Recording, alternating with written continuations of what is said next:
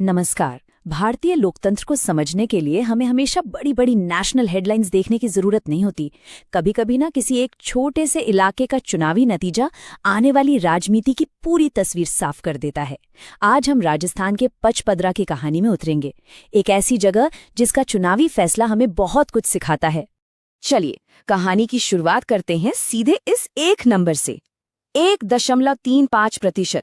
अब ये सुनने में तो बस एक छोटा सा आंकड़ा लगता है ना? लेकिन यकीन मानिए, यही वो नंबर है जो पचपदरा के 2023 चुनाव में जीत और हार का फासला था।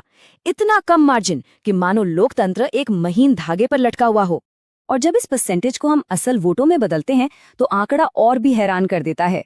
सिर्फ 2529 वोट, बस इतने से वोटों ने पूरे इलाके का भविष्य तय कर दिया।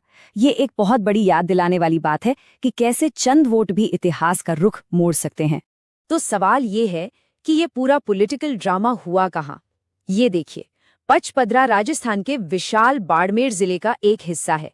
यही वो जमीन है जो हमारी आज की राजनीतिक कहानी का बैकग्राउंड है। तो आइए अब जरा और गहराई में चलते हैं और इस कांटे की टक्कर वाले चुनाव के नतीजों को समझते हैं।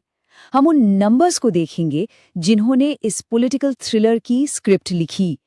यहाँ जो बात सबसे ज्यादा ध्यान खींचती है वो है वोटों का बंटवारा।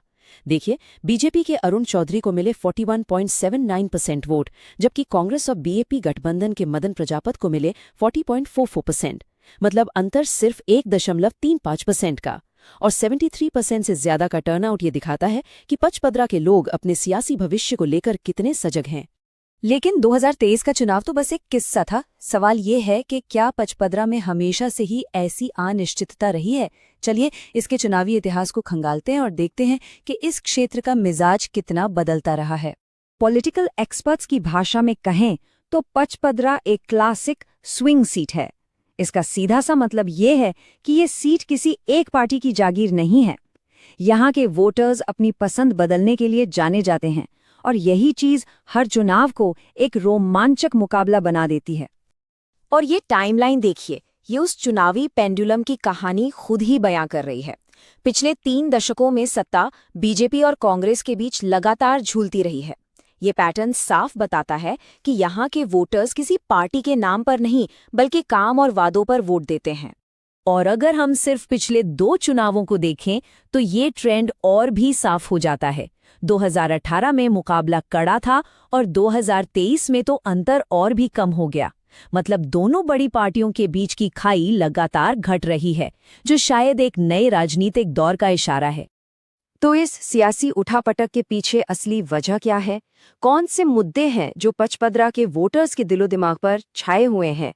चलिए अब पार्टी पॉलिटिक्स से हटकर उन जमीनी हकीकतों को समझते हैं जो यहाँ वोटिंग पैटर्न तय कर रही हैं। इन सभी मुद्दों में जो सबसे बड़ा मुद्दा है वो है रुकी हुई HPCL रिफाइनरी। ये एक ऐसा प्रोजेक्ट था जो कभी इस इलाके के लिए उम्मीद और तरक्की का सिंबल था, लेकिन आज ये टूटे हुए वादों और खोए हुए मौकों की एक दर्दनाक याद बनकर रह गया है, जिसने न जाने कितने परिवारों की रोजी रोटी पर असर डाला है। कोरोना गांव के लोगों का ये नारा उनकी हताशा को दिखाता है।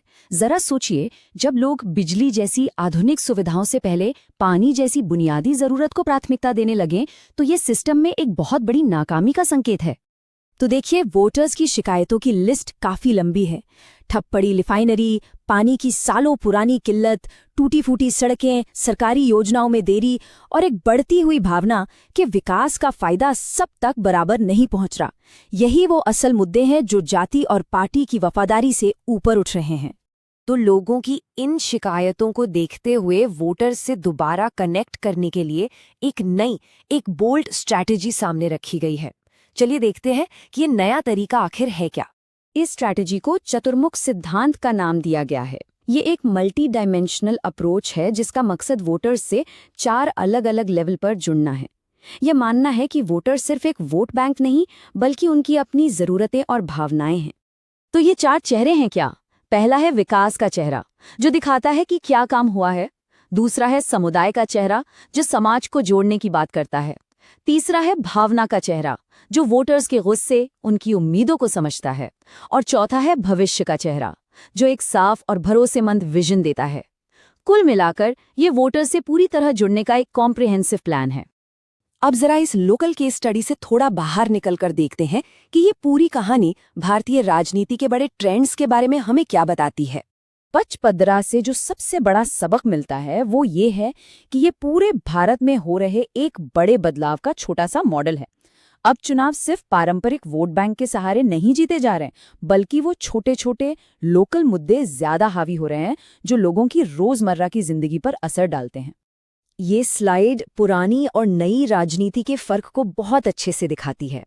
हम जाति, पार्टी की वफादारी और बड़े बड़े राष्ट्रीय मुद्दों वाली पॉलिटिक्स से अब एक ऐसी पॉलिटिक्स की तरफ बढ़ रहे हैं जो स्थानीय शिकायतों, विकास के वादों और उम्मीदवार की जवाबदेही पर टिकी है। और यहीं पर हम इस विश्लेषण को एक आखिरी लेकिन बहुत जरूरी सवाल के साथ खत्म करते हैं। जब चुनाव का नतीजा कुछ हजार वोटों के धागे पर लटका हो, तो क्या वादे सत्ता से ज्यादा ताकतवर हो जाते हैं? ये एक ऐसा सवाल है जो हमारे लोकतंत्र की जड़ों से जुड़ा है और इस पर हम सभी को सोचना चाहिए।